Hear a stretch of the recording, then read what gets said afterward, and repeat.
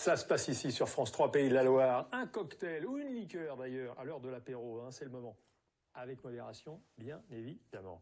Le Nantes Spirits Festival a lieu ce week-end en banlieue nantaise, à Saint-Herblain, au pays du Muscadet. Certains vont vous prouver que l'agriculture ne mène pas qu'au vin, mais qu'il y a d'autres savoir-faire en Pays de la Loire, par exemple dans la Sarthe. Dans l'atelier installé à l'arrière de sa maison, Hugo élabore des spiritueux. Aujourd'hui, ce sont des gouttes de gin qui coulent de son alambic. L'outil en cuivre existe depuis des millénaires. Il permet de distiller. Du gin parfumé, mais l'artisan distille aussi du rhum qu'il fait vieillir dans ses tonneaux. Je trouvais qu'aujourd'hui, il y avait un peu la dictate des grandes industries d'alcool. Et le but du jeu, c'était de redonner ces lettres de noblesse à des alcools un peu disparus, comme du rhum métropolitain ou alors même du gin en fabrication maison. C'était quelque chose qui n'existait pas en France, en fait. À 34 ans, le producteur veut remettre au jour une fabrication artisanale quasi oubliée sur le territoire.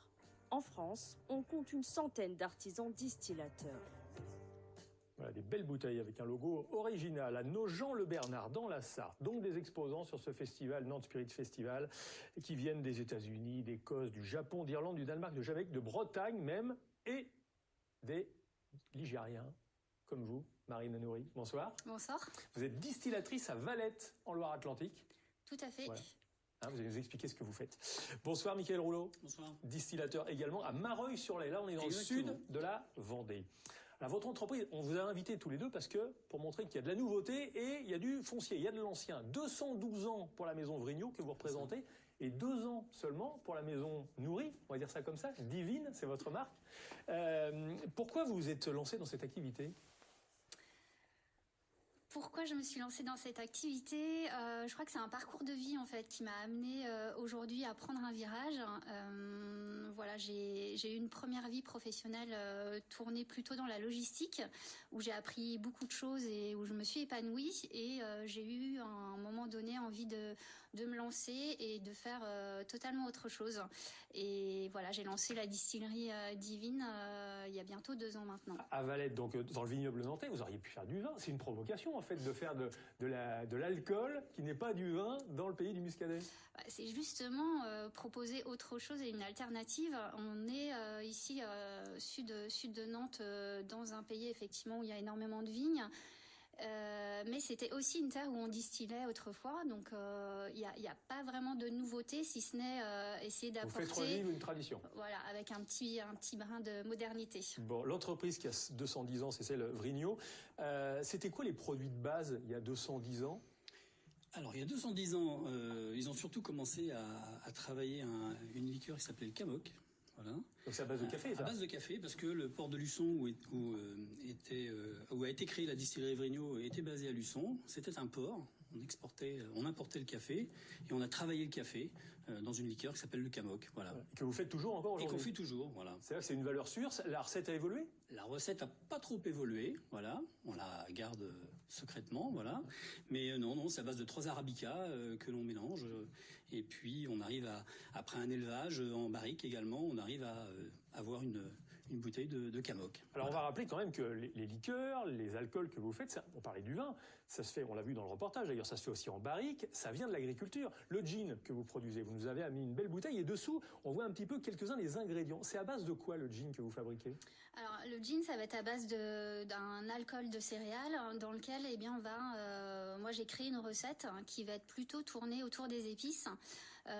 Pourquoi les épices ? Parce que j'ai beaucoup voyagé, j'ai eu quelques attraits sur des épices et notamment la cardamome, donc qui est présente dans mon gin. Donc ça va être une macération dans cet alcool et une distillation. Donc moi je vais distiller mon gin dans un alambic à bain-marie pour récupérer toutes les... L'alambic, le cuivre, ça c'est la matière qui permet de donner ça. C'est ça. C'est ça. Donc ça va être des distillations qui vont être longues. Il faut reprendre le temps de travailler les matières et puis être patient puisque à la sortie de l'alambic, on va avoir au début 1, 2, 3 gouttes et puis Après, au bout d'un moment un petit filet qui va couler. Ouais, le procédé est le même dans la maison Bruno, ou alors c'est plus industriel parce que c'est encore artisanal, on peut le dire comme Très ça, dans le artisanal. sens noble du terme. Là, c'est plus industriel chez vous. Alors, un petit peu, si ce n'est qu'on va vraiment se développer, parce qu'on va mettre en place on va créer une nouvelle distillerie. On va avoir des Voilà, images du chantier qui dans va quelques sortir instants, fin ouais. décembre. Voilà. Donc là, on part sur un nouveau pari. Hein. On part sur un nouveau développement avec une volonté de nous faire connaître, bien évidemment. C'est pour ça qu'on est présent sur le Nantes Festival. Ouais. Voilà, exactement. Alors vous, il y a donc la vodka, on voit. Alors, C'est un des produits. Je parlais de produits agricoles parce que la vodka, tout le monde ne sait peut-être pas, mais c'est à base de quoi? Quel est le premier produit qui permet de faire la vodka? Eh ben, comme à l'origine, voilà, on refait une vodka à la base de pommes de terre, en l'occurrence de C'est la Noirmoutier. pomme de terre Exactement. qui, par son jus, Voilà. donne de l'alcool. Par une macération, une distillation, on arrive à produire une vodka, voilà. Et là, on est sur du a- 100% vendéen, parce que la vodka, Exactement. vous voyez peut-être pas, parce que je crois qu'on est en gros plan, c'est marqué là, voilà, pomme de terre de Noirmoutier. Et là, pareil, le délice de caramel, liqueur au sel de Noirmoutier. Voilà. Donc tout est local. C'est ça. On essaye de marier un produit local avec un spiritueux. Voilà. Ça veut dire que vous avez une exigence par rapport à ceux qui cultivent la pomme de terre, par rapport à ceux qui Alors, font on a du sel? créé un vrai partenariat avec la coopérative de Noirmoutier, avec 24 producteurs de Noirmoutier. Ça représente à peu près 98% de la production à Noirmoutier. Hein.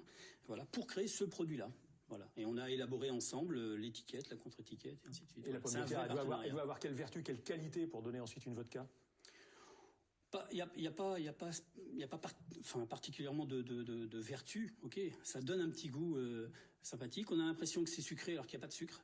C'est cette sucrosité de la pomme de terre qui amène à un produit assez original, assez atypique au niveau de la vodka. Voilà. On retrouve l'origine. Pareil, Marina, tout est local, l'orge, parce que vous faites aussi du malt. Vous avez Alors, 2 maltes dans votre... Effectivement, je vais travailler l'orge maltais dans la distillerie à Valette. Donc, dans mon atelier, je vais effectivement travailler l'orge et le transformer, donc le concasser, le brasser, le faire fermenter et ensuite je vais le distiller 2 fois dans mon atelier. La fabrication, Donc là, c'est aussi long que le vin, en fait, quasiment. Non? Pas tout à fait le même process, mais on peut avoir plusieurs filtrations comme sur le vin. Ça rappelle qu'il faut être patient, C'est que ça. la nature fait C'est son ça. œuvre si on lui donne le temps, quoi. C'est ça. C'est un petit peu ça. Exactement. Ouais. Mm. Vous vouliez compléter?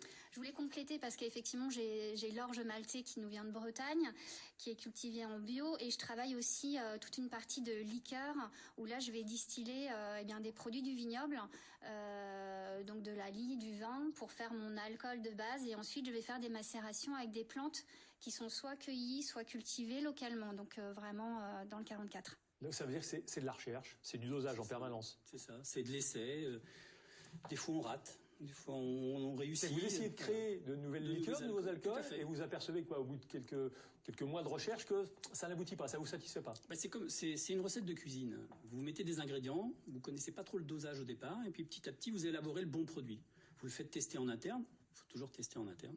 Et ensuite, voilà, vous le commercialisez. Bon. Mais ça résulte d'un processus d'essai assez complexe. Bon, ça se voit à quelle occasion en fait? Ça se voit, je parlais d'apéritif tout à l'heure, c'est pour l'apéro, c'est pour le digestif, en fin de repas, le repas qui a duré 4 heures, on s'en est mis plein la panse, on a encore envie aujourd'hui en 2022 de prendre une petite liqueur? C'est toujours une consommation avec plaisir. Ce qui est certain, c'est qu'au niveau des spiritueux, il y a une révolution en ce moment, parce que le cocktail prend beaucoup de place aujourd'hui. Il y a beaucoup de mixologues, comme on les appelle aujourd'hui, qui produisent beaucoup de cocktails, des cocktails différents, à base de produits qu'on peut consommer tous les jours, enfin tous les jours, comme la vodka qu'on produit tous les jours. On peut les boire tels quels ou les mettre dans les cocktails. C'est ça. Mais la grande nouveauté, c'est plutôt les cocktails. Voilà. Qui boit encore du gin aujourd'hui? Qui sont vos clients? Des jeunes, des moins jeunes, des gens qui veulent découvrir? On a un peu de tout, et moi ce que j'aime c'est justement des personnes qui ont peut-être une mauvaise image du gin, qui ont peut-être eu des mauvaises expériences. Voilà, peut-être un peu dans l'excès, voilà exactement. Et donc voilà, moi j'essaie de changer un peu leur avis dessus en montrant qu'un gin artisanal, eh bien c'est différent. On part sur d'autres saveurs et c'est à consommer sec, frappé, ou alors effectivement en cocktail.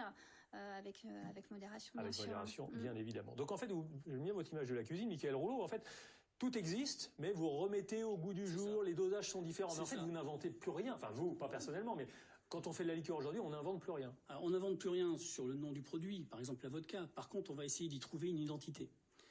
Et essayer que chaque produit a une vraie identité de manière à pouvoir le démarquer. Ce produit se démarque d'autres produits que vous trouvez sur le marché. Une vodka à la pomme de terre de Noirmoutier, un délice de caramel avec son sel de Noirmoutier, c'est des produits que peut-être vous allez trouver dans les rayons, mais ceux-ci, ils vont être différents. Ils vont vraiment être atypiques. Voilà. Et l'idée, c'est plutôt de développer ce genre de produit. Il faut surprendre le consommateur par des produits qu'il n'a pas l'habitude de goûter. Voilà. Il ne faut pas non plus décevoir l'habitué.